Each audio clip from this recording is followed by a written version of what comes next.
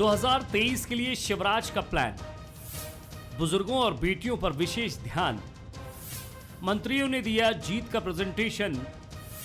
पचमढ़ी में शिवराज कैबिनेट का चिंतन। 2023 के चुनाव में जीत का रोड मैप कैसा होगा, इसकी झलक शिवराज कैबिनेट की चिंतन बैठक में दिख रही है। पांव पांव वाले भैया और बच्चियों के मामा की छवि को लेकर ही शिवराज आगे बढ़ रहे हैं। सतपुड़ा के जंगल में चिंतन बैठक में शिवराज ने अपनी आम आदमी की छवि के मुताबिक ही फैसले लिए। बैठक में जहां सरकार ने तीर्थ दर्शन योजना को शुरू करने का फैसला लिया, वहीं मुख्यमंत्री कन्यादान योजना को अगले महीने से फिर से शुरू करने पर मुहर लगी। हमारी महत्वाकांक्षी योजना मुख्यमंत्री तीर्थ दर्शन योजना अब ये पुनः अप्रैल में प्रारंभ होगी और अप्रैल में हमारी 4 ट्रेनें रवाना होगी। मुख्यमंत्री कन्यादान योजना, ये योजना भी अगले माह से ही लागू की जाएगी, प्रारंभ कर दी जाएगी बड़े स्तर पर।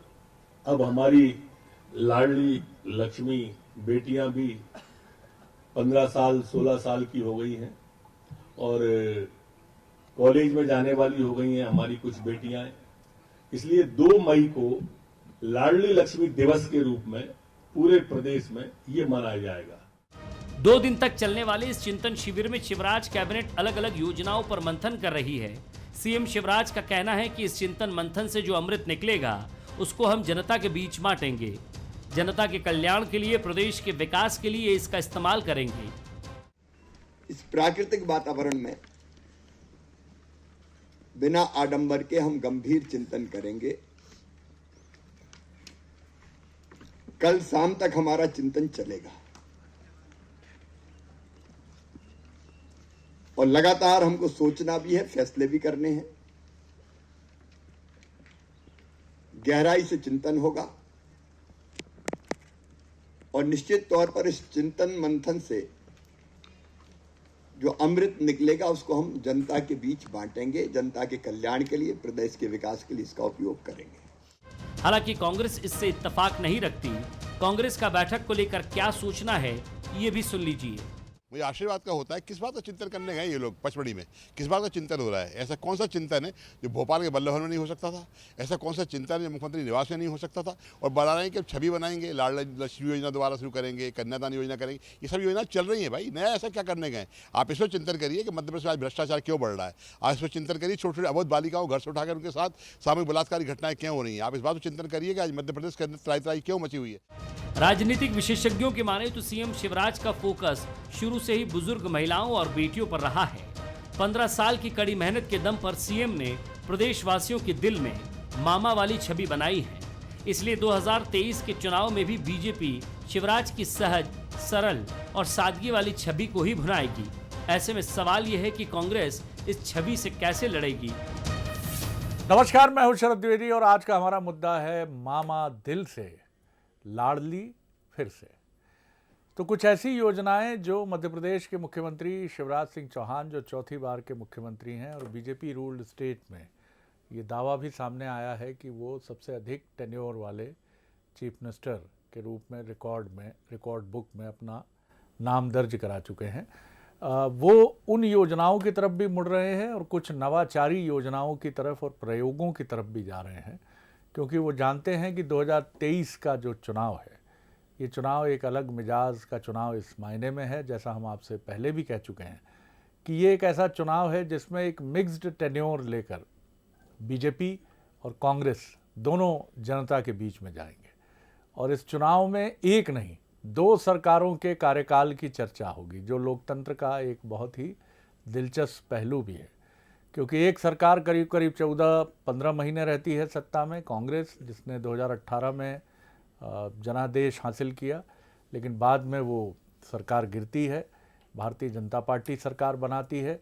इसलिए दोनों ही अपने अपने दावों के साथ मैदान में उतरेंगे और इसलिए ये चुनाव काफ़ी अपनी इस सूरत हाल की वजह से बहुत दिलचस्प है।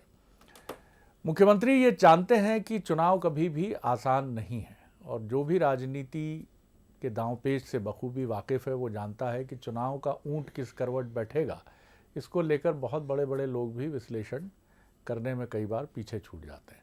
इसलिए कसर छोड़ने के लिए शिवराज जी बिल्कुल तैयार नहीं हैं और ना कांग्रेस भी तैयार है। लेकिन शिवराज जी बहुत ज़्यादा सतर्क हैं और यही वजह है कि कांग्रेस भले ही सवाल उठाए, लेकिन पचमढ़ी की वादियों में बैठने का मकसद ये है कि कई बार जब आपकी जगह बदलती है तो आपका एटीट्यूड भी एकदम से बदलता है, ऐसा तो मैं नहीं कहूँगा, लेकिन आपकी सोच और दृष्टि बदलती है जगह बदलने से। और वहाँ आप ज़्यादा अनौपचारिक होकर, क्योंकि ये एक किस्म की इनफॉर्मल कैबिनेट ही है, हालांकि इसका स्वरूप पूरी तरह से कैबिनेट का है, लेकिन यहाँ पर जो चर्चा हो रही है वो एक बहुत इनफॉर्मल वातावरण में है। यानी यहाँ कहा भी जाएगा खूब और सुना भी जाएगा खूब, और जाहिर तौर पर जिसकी ज़रूरत हर राजनीतिक दल को होती है कि आप कहिए भी खूब और सुनिए भी खूब। और सबसे महत्वपूर्ण कड़ी होती है किसी सरकार के लिए कि उस सरकार की कलेक्टिव रिस्पॉन्सिबिलिटी का हर प्रतिनिधि यानी कैबिनेट का हर सदस्य खुलकर कहे और मुख्यमंत्री से सुने। आज इसी पर हम बात करेंगे। जो मेहमान हमारे साथ हैं उनसे मिलिए। हमारे साथ हैं वरिष्ठ पत्रकार राजनीतिक विश्लेषक दिनेश गुप्ता जी, उनका मैं बहुत स्वागत करता हूँ। हमारे साथ हैं डॉक्टर हितेश वाजपेयी, प्रवक्ता बीजेपी के, नागरिक आपूर्ति निगम के पूर्व चेयरपर्सन, उनका बहुत स्वागत है। और चौधरी राकेश सिंह चतुर्वेदी जी हैं, कांग्रेस के वरिष्ठ नेता, पूर्व कैबिनेट मंत्री, उनका भी मैं बहुत स्वागत करता हूँ। दिनेश जी, जिस तरह आगे बढ़ रही है बीजेपी पचमढ़ी की तरफ जाना, और जैसा हमारे साथी वहाँ जो मौजूद हैं एग्जीक्यूटिव एडिटर मनोज सैनी, वो हमें बता रहे थे कि किसी को बाहर निकलने तक का समय नहीं मिला है जब से सुबह कैबिनेट आरंभ हुई है। यानी मैसेजिंग बहुत साफ है कि दूर हम ज़रूर आए हैं, लेकिन जनता के करीब जाने के लिए भोपाल से करीब करीब 250 किलोमीटर दूर पचमढ़ी की सुरम्य वादियों में है। और यहाँ जो सत्र मंत्री समूह बनाकर जो मुख्यमंत्री के साथ संवाद की प्रणाली है, उसमें काफ़ी कुछ ढूंढने और तलाशने की भी कोशिश है, अपना भी मूल्यांकन करने के लिए और जनता के लिए और बेहतर चीज़ों को प्रस्तुत करने के लिए। आप किस तरह देखते हैं? किसी भी राजनेता का जनता से कोई नाता है, खासकर जो रोवी रिश्तों के संबोधन रहते हैं, हम जैसे शिवराज जी के लिए मामा का संबोधन है, ऐसे कम ही भारतीय राजनीति में लोग होंगे जिनका इस तरह का कनेक्ट होगा कोई, कि आप नेहरू जी को लेके अक्सर हम चाचा नेहरू, लेकिन मामा का जो रिश्ता है वो आपको कहीं सुनने को नहीं मिलता है।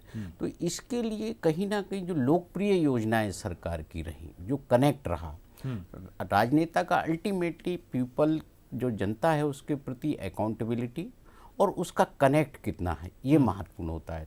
आप देखिए जब 2007 में लाडली लक्ष्मी योजना आई थी तो बहुत सारे सवाल उसके साथ भी आए थे कि ये कोई कितनी सफल होगी, क्या होगा, लेकिन इसने पूरी जो राजनीति है या जो जिस तरह का कनेक्ट दिया है वो मध्य प्रदेश की राजनीति में तो बहुत असर डाला ही, लेकिन दूसरे राज्यों ने भी इस योजना को अपनाया और ये बताया कि ये कितनी महत्वपूर्ण योजना है। उसी कड़ी में जब तीर्थदर्शन योजना भी है, तो कहीं ना कहीं ये जो पॉपुलर स्कीम है वो जब चुनाव होते हैं तो लोग उस पर ध्यान देते हैं। जब ये जैसा आप जिक्र कर रहे थे कि 2018 से 2020 के बीच जो सरकार रही और फिर उसको जिन परिस्थितियों में गिरी, तो उनको लोगों को वो भी याद है कि उस दौरान कौन सी पॉपुलर स्कीम्स थी जो रोक दी गई थी या उन पर अमल नहीं हुआ था। बहुत सारी चीज़ें होती हैं, तो ये एक तुलनात्मक चीज़ के लिए भी होता है। और जब आप लाडली लक्ष्मी 2.0 ला रहे हैं तो निश्चित तौर पे ये केवल इलेक्शन हमारे दिमाग में है। उनका सरकार ये सोच रही है कि हमें किस तरह से अब इलेक्शन 2023 में जाना है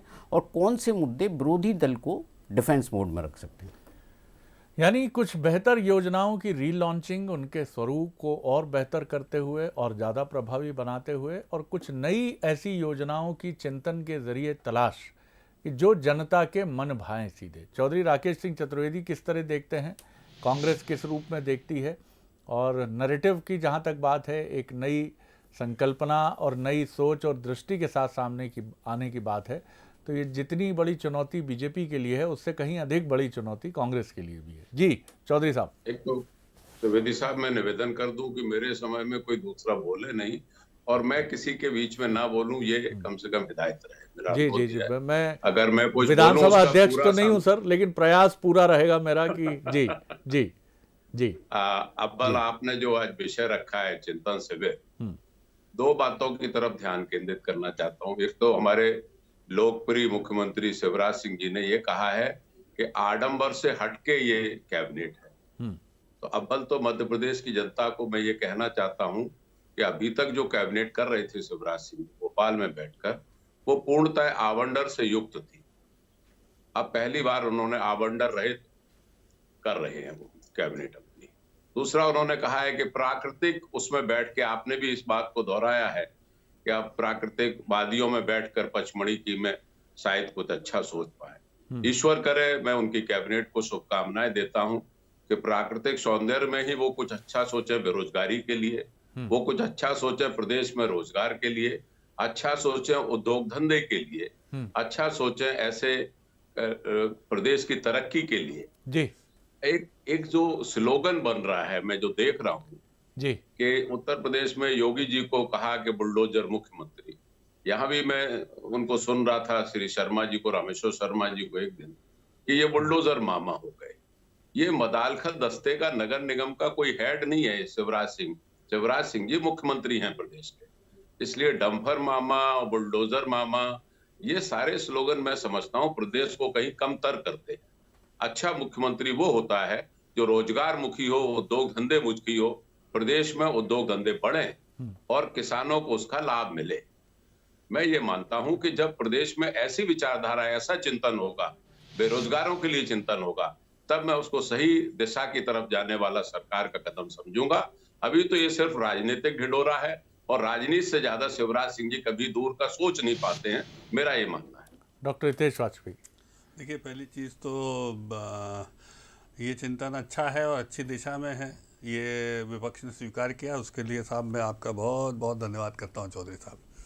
और आपकी मर्यादाएं हैं, आपने उसको आवंडर आडंबर कहा, जो भी कहा ठीक है, लेकिन जो आपने सवाल उठाए उनके सबके जवाब आज शिवराज जी और उनकी कैबिनेट ने दिए इस चिंतन से। जैसे कि लाडली लक्ष्मी योजना, जिसका जिक्र सब लोगों ने किया, बहुत अच्छी योजना है। लाडली लक्ष्मी अब 15-16 साल की हो गई साहब शिवराज जी के कार्यकाल के साथ बढ़ते बढ़ते। तो 15-16 साल में आप बोलोगे उसको रोजगार चाहिए, आगे की शिक्षा चाहिए, तो उस लाडली लक्ष्मी के लिए उसी योजना में रोजगार उन्मुख, जो आजीविका उन्मुख जो कार्यक्रम है, उसका जोड़ा जाना। जैसे मैं हेल्थ सेक्टर से आता हूँ, तो ANM का जो बच्चियाँ भाग लेना चाहती है उनका ट्रेनिंग कराना उनको, जिससे कि वो can be absorbed as ANM in district hospital, CHCs, PSCs, health system में बड़ी मात्रा में संख्या में उनकी आवश्यकता होती है।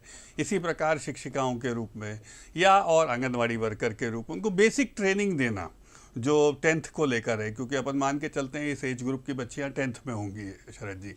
तो 10th के स्तर पर जो आजीविका उन्मुख उनको प्रशिक्षण दिया जा सकता है, उसको शामिल किया जाना, तो ये रोजगार की तरफ बढ़ता हुआ कदम है। और जब ये शामिल होगा और 2 मई को इसकी लॉन्चिंग होगी, तो हम समझ सकते हैं कि ये सब जब कार्यक्रम उसमें जोड़े जाएंगे तो वो एक बेहतर तरीके से निकल कर आएगी। हाँ, कांग्रेस को थोड़ी सी चिंता इसलिए होगी कि वो बेचारी लाडली लक्ष्मी हमारी जब पैदा हुई थी तो उसको हम लोगों ने 1 लाख का सर्टिफिकेट दिया था। अब वो 15-16 साल की हो रही है, तो अब हम उसको रोज़गार भी देने जा रहे हैं।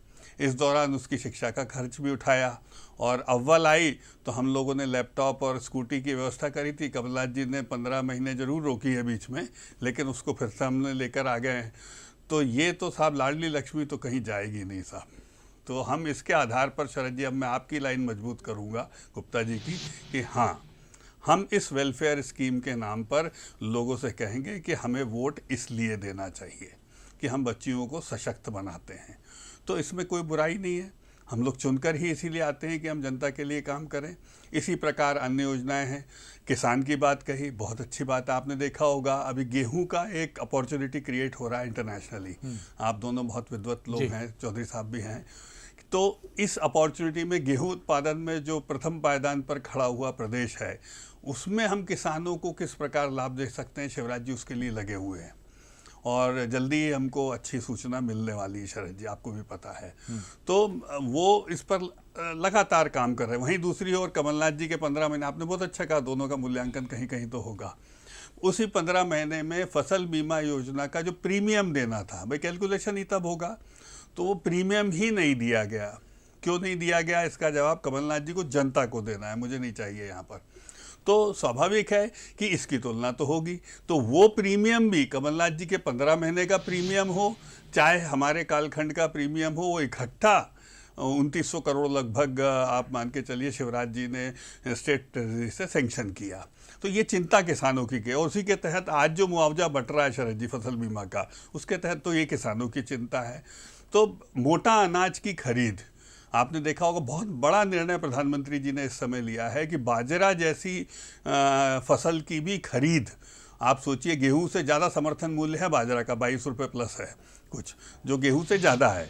तो आप सोचिए हम अपनी रूट्स की तरफ वापस आ रहे हैं। तो बाजरा गरीब किसान उगाता है। आप लोग बुंदेलखंड को बहुत अच्छे से समझते हैं, विंध्याचल के क्षेत्र को समझते हैं, जहाँ छोटी पड़त का जो किसान होता है वो अपने खाने के लिए कई बार उगाता है।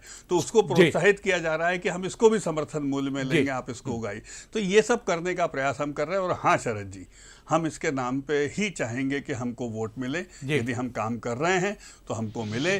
15 महीने में इसे रोका गया है तो कमलनाथ जी को दुबई रहने देगा। अंतिम लाइन सर, क्योंकि उन्होंने बड़ी रोचक कही थी धनुपिया जी ने कि साहब ये भोपाल वहाँ जाने की क्या ज़रूरत है। तो मैं पूछ रहा हूँ धनुपिया जी, नेता प्रतिपक्ष, प्रदेश अध्यक्ष कांग्रेस को बार बार दुबई जाने की क्या ज़रूरत है? ऐसा क्या है जो भोपाल में नहीं हो सकता और दुबई में हो सकता है? ये सवाल हम भी कर सकते हैं। दिनेश जी, नैरेटिव और नई योजनाएं, ये वो एलिमेंट हैं और इसी के साथ चुनाव की एक मजबूत तैयारी संगठन के स्तर पर भी, कि आप कैसे अपनी बात को नीचे तक पहुंचाएंगे लोगों तक और किस तरह से आप बूथ स्तर की तैयारी करेंगे। बीजेपी का पलड़ा इसमें भारी रहता है क्योंकि वो संगठन की दृष्टि से एक मजबूत पार्टी है।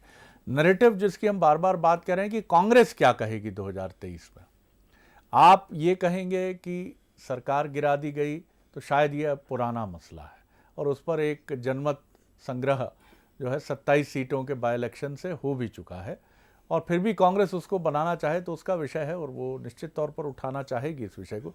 दूसरी महत्वपूर्ण बात है कि लॉ एंड ऑर्डर, महंगाई, ये तमाम विषय हैं जो इन विषयों का कितना प्रभाव होता है और भावनात्मक संवेदना से जुड़े विषयों का कितना प्रभाव होता है, ये भी एक राजनीतिक दल के चिंतन और विचारण का विषय होना चाहिए। निश्चित तौर से लॉ एंड ऑर्डर एक बड़ा सब्जेक्ट होता है। उत्तर प्रदेश में ये माना गया कि योगी जी की वापसी में इसने एक बहुत महत्वपूर्ण मुद्दा उठाया है और यही वजह है कि मध्य प्रदेश में, जहाँ ये माना गया कि बुलडोजर की मुहिम सबसे पहले पुलिस ने जो शुरू की वो देश में मध्य प्रदेश में ही आरंभ हुई और बाद में उत्तर प्रदेश के मुख्यमंत्री ने अप्रिशिएट करके इंदौर की पुलिस की कार्रवाई को उन्होंने भी प्रयागराज में कहा था कि हम भी करेंगे। आप किस तरह देखते हैं? कांग्रेस के लिए भी क्या आपको लगता है कि एक चिंतन शिविर की जरूरत हो, भले ही वो भोपाल में हो, भले ही वो कमलनाथ जी के निवास पर हो? जी शरद जी, कांग्रेस कर क्या रही है? अभी सबसे महत्वपूर्ण सवाल ये कि जो भारतीय जनता पार्टी को चिंता और चिंतन करने की आवश्यकता पड़ रही हो, क्योंकि कांग्रेस तो कोई नैरेटिव पे जा ही नहीं रही है ना महंगाई पर जा रही है, ना बेरोजगारी पे जा रही है, क्योंकि जो प्रतिपक्ष होता है वो जनता की आवाज़ होता है। तो आपको जगह जगह वो आवाज़ें तो सुनने को मिलती हैं ना कि जो शोर में बदल जाती हैं, फिर जो आंदोलन में बदल जाती हैं। तो उस तरह की जब तक आवाज़ें नहीं होंगी तो तब तक आप नैरेटिव भी सेट नहीं कर पाएंगे। तो वैसे भी जो सरकार जिस पार्टी की होती है वो कोशिश करती है कि एक नैरेटिव, वो डेवलपमेंट हो या जो भी आप रिलीजन हो, कास्ट हो, जिस तरह की भी कोशिश करे वो, तो वो उस तरह का नैरेटिव सेट करे। क्योंकि ओबीसी का भी इशू है कि 27% ओबीसी का आरक्षण भी एक मुद्दा होगा। बहुत सारी चीज़ें होती हैं, लेकिन कोई भी स्कीम जो है पॉपुलर रहे, लगातार रहे, ये बहुत मुश्किल होता है। और ये एक व्यक्ति विश्वसनीय रहे, ये भी बहुत मुश्किल होता है। क्योंकि आपने देखा ना, आप अतीत में जाएंगे 80 के दशक से पहले तक बहुत सारे राजनेता हुआ करते थे जिनकी क्रेडिबिलिटी जनता की नज़र में थी, लेकिन आजकल संख्या कम होती जा रही है। तो सबसे महत्वपूर्ण चीज़ ये है कि कांग्रेस के पास शिवराज सिंह चौहान के मुकाबले कोई क्रेडिबल फेस है क्या जिसका नैरेटिव वो सेट करेंगे, या जो है अपना एक अल्टरनेट वहाँ देने की कोशिश करेंगे। तो बहुत सारी चुनौतियाँ तो अभी कांग्रेस के सामने हैं। भारतीय जनता पार्टी तो जो 51% का उन्होंने जो वोट शेयर तय किया है उसको लेकर बढ़ रही है, क्योंकि वो 2018 फिर से नहीं दोहराना चाहिए। उसके लिए बड़ा कड़वा अनुभव 2018 का रहा था। चौधरी साहब, मध्य प्रदेश के लिए ये भी कहा जा रहा है कि यहाँ आम आदमी पार्टी की दस्तक से भी कांग्रेस बेचैन हुई है और जिस तरह से पंजाब, यानी जहां आपका स्ट्रॉन्ग होल्ड था और आपका एक बेहद मजबूत नेता जो किन्हीं कारणों से किनारे हो गए, कैप्टन अमरिंदर सिंह, चाहे उनके जाने की बात हो और जिस तरह की आंधी हमने देखी आम आदमी पार्टी की, तो वो रहते भी तो हमें नहीं लगता कि सरकार बनाने में कांग्रेस कामयाब होती। मध्य प्रदेश में भी ये चुनौती है। ऐसे में अरुण यादव जी दिल्ली में सोनिया जी से मिलकर लौटते हैं और चर्चाएं हो जाती हैं। अजय सिंह जी वेटिंग में हैं और शायद 1-2 दिन में कुछ उनकी भी खबर आ जाए। कुल मिलाकर कांग्रेस के लिए अब ये बिल्कुल सही समय है और शायद यही वजह है कि सोनिया जी चिंतित भी हैं मध्य प्रदेश को लेकर। नहीं तो इतने दिनों के बाद, इन नतीजों के बाद ही ये प्रक्रिया शुरू हुई है। किस तरह आप देखते हैं कि कांग्रेस नए नैरेटिव के साथ, चाहे वो चुनौती बीजेपी की हो जिससे वो टकराती आई है, या आम आदमी पार्टी की है जो मध्य प्रदेश और छत्तीसगढ़ दोनों को लेकर अब बहुत उत्साहित है, कैसे निपटेगी? नहीं, अब तो आपने जो बात कही है अरुण यादव जी की और अजय सिंह जी की, अभी इस बारे में तो कोई जानकारी है नहीं। आपको सूत्र कुछ बताते हो अलग विषय है जी, लेकिन आम आदमी पार्टी अपने कार्यवाही कर रही है और उसने पंजाब में नतीजे भी दिए हैं, दिल्ली में भी नतीजे दिए हैं। और मैं समझता हूँ भारतीय जनता पार्टी को बहुत चैलेंज भी कर रहे हैं नगर निगम चुनाव के लिए कि आए और चुनाव कराएं दिल्ली। कांग्रेस की जहां तक बात है, कांग्रेस अपने कार्यक्रम चला रही है, कांग्रेस जनता तक पहुंच रही है और कांग्रेस के मुद्दे अलग हैं। मुद्दे हैं मध्य प्रदेश में जो हिंसक घटनाएं हो रही, बच्चियों के साथ जो बलात्कार हो रहे हैं, मर्डर हो रहे हैं। मध्य प्रदेश जिस तरीके से आज अराजक माहौल में जी रहा, बेरोजगारी जो बढ़ी हुई है, आपने बेरोजगारी को ये कहा कि बेरोजगारी अब कोई मुद्दा नहीं रहा है। बेरोजगारी मुद्दा है और इस प्रदेश में ज्वलंत मुद्दा है। चाहे हम गैस का कनेक्शन देखें, चाहे पेट्रोल डीजल का देखें, आम आदमी त्राह त्राह कर रहा है। ये बात अलग है कि आप उत्तर प्रदेश का चुनाव जीत गए तो आप ये कहेंगे नहीं हमें तो मैंडेट मिल गया है, खूब हम महंगाई बढ़ाएं। अभी हमारे बहुत काबिल मित्र कह रहे थे कि मोटा अनाज खरीदी में भी हमने बड़ा जोरदार काम किया है सरकार ने। मैं ये कहना चाहता हूं कि मोटा अनाज खरीदी में कभी जानकारी कर लें, ग्वालियर चंबल डिवीजन में बाजरा खरीदा शिवराज सिंह जी की सरकार ने और 2 महीने तक बाजरा रखा रहा और 2 महीने के बाद उस किसान को बाजरा खराब करके वापस कर दिया। बाजरा खरीदा नहीं, ये ऑन रिकॉर्ड। मध्य प्रदेश में कई मुद्दे हैं। देखिए ये फोकल घटना है। बोलने दीजिए, फिर आपके ये पास सही पूरा है। मौका रहेगा। नहीं, मैं इसलिए ये कोई अमूमन हुआ है क्या शरद जी? इसी कैबिनेट में मोदी जी की तय हुआ है कि समर्थन मूल्य में बाजरा खरीदा जाएगा। अब 3 महीने में खराब भी हो गया प्रोक्योर होके। अब आप डॉक्टर साहब हैं, मैं किसान हूँ, मैं कह रहा हूँ कि खरीदा सर अभी 2 महीने पहले बजट में हुआ। अच्छा आप बताइए शरद जी, इंटरवीन करिए, आप बताइए बाजरे को कब शामिल किया गया मोटा अनाज में समर्थन मूल्य पे खरीद के लिए? आप बता दीजिए, मैं मान जाऊंगा जी। कुछ तो बोलिए, सच बोलिए।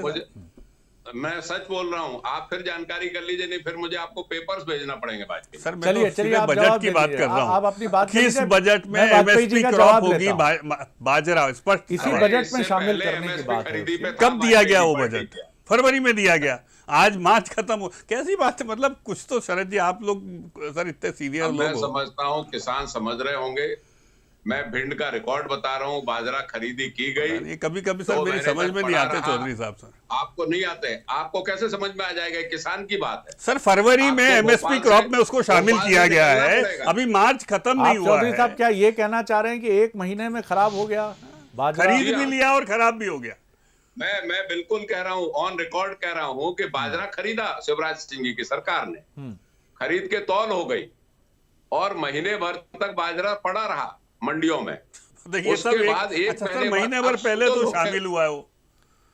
नहीं सर आप सर पता नहीं क्यों मुझे पैलेटेबल नहीं लगता। और शरद जी आप कोई भी लीडिंग अखबार आप उठा के दे दिए, मध्य प्रदेश की स्थिति है, मैं मान जाऊंगा, एग्रीड, अभी मान जाऊंगा। फोकल घटनाओं को लेकर आप जनरल बातचीत नहीं कर सकते और ये बहुत दुखद है जब ऐसा होता है तो। चौधरी साहब अपनी बात संक्षेप में कर लें। जी जी जी, मैं संक्षेप में कर रहा हूं, लेकिन कहने का तात्पर्य है कि बाजरा खरीदी की और 1.5-2 महीने रखने के बाद वापस किसान को किया। ये मध्य प्रदेश में हो रहा है। दूसरा, एक पुल पुलिया बनाने वाला ठेकेदार मध्य प्रदेश का 10,000 करोड़ का मालिक बना दिया शिवराज सिंह जी की छत्र छाया में। ये किसका पैसा था? मोजरबियर की बात कर रहे हैं, रतुलपुरी की, आप फिर दीपकपुरी की कर रहे हैं। आइए बात करते हैं, जब आप और हम बात कर रहे हैं। दिनेश जी की तरफ रिएक्शन लूंगा। दिनेश जी कंक्लूड करूंगा आपके रिएक्शन से।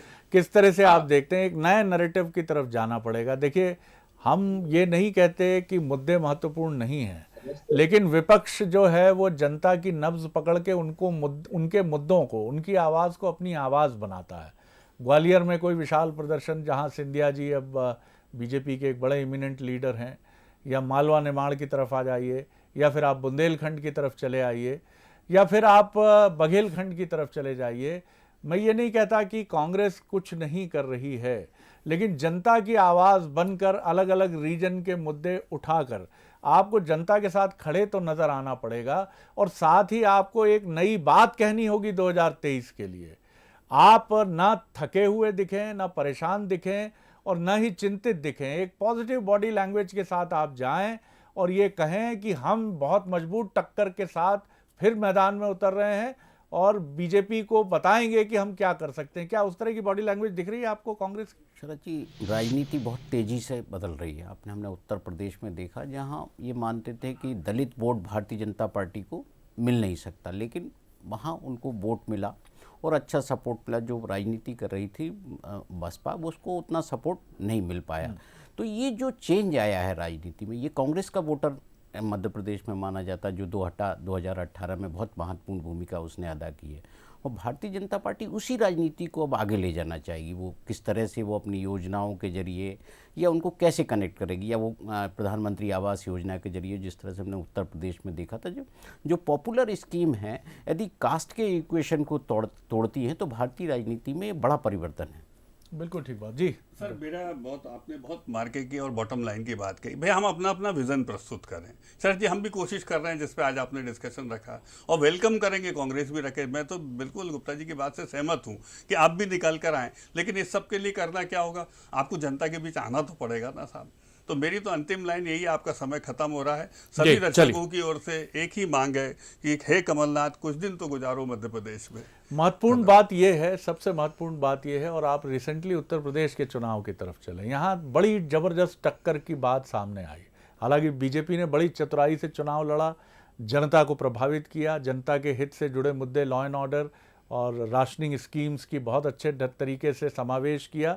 लेकिन उतने ही ताकत के साथ आप उस युवा नेता को नज़रअंदाज नहीं कर सकते जिसका नाम अखिलेश यादव है, जो टेंड भी कई बार हो जाता है, क्योंकि उनके एंसेस्टर्स जो हैं उन पर बाहुबली होने का और मुस्लिम परस्त होने का एक बड़ा गंभीर आरोप लगता रहा है उत्तर प्रदेश में। लेकिन उसके बाद उस व्यक्ति ने चुनाव की संकल्पना कुछ इस तरह से की कि ये खुद बीजेपी इसको लेकर सशंकित थी कि कहीं ऐसा ना हो कि ये व्यक्ति जिस तरह के छोटे छोटे गठबंधन और ओबीसी की एक नई वीविंग के साथ सामने आ रहा है, ये चुनौती दे। 2018 आप याद करेंगे मध्य प्रदेश में, तो आपको दोनों ही पार्टियों की बॉडी लैंग्वेज कुछ कंफ्यूज्ड मिलेगी। कांग्रेस थोड़े अपर नोट पर थी, अपर हैंड था उसका, तो कांग्रेस को उसका फायदा मिला। लेकिन बीजेपी के पास अब उत्तर प्रदेश का भी सबक है और 2018 का भी सबक है। वो जानती है कि चमकते चेहरे के साथ, नई योजनाओं के साथ और संगठन की मजबूती के साथ कोई गलती न किए आपको मैदान में उतरना है, तभी आप इस बॉडी लैंग्वेज के साथ चुनाव को अपने नाम कर पाएंगे। कांग्रेस की बॉडी लैंग्वेज अभी थोड़ी चिंता की दिखती है, थोड़ी चिंतन की भी दिखती है, परेशानी की भी दिखती है, और सबसे महत्वपूर्ण बात है कि अभी भी एक छिटकी हुई कांग्रेस दिख रही है, और यही कांग्रेस की चुनौती है। लेकिन उम्मीद किया जाना चाहिए कि वो इससे जल्दी उभरेगी। बहुत शुक्रिया डॉक्टर वाजपेयी, शुक्रिया दिनेश जी, बहुत धन्यवाद राकेश चतुर्वेदी जी, नमस्कार।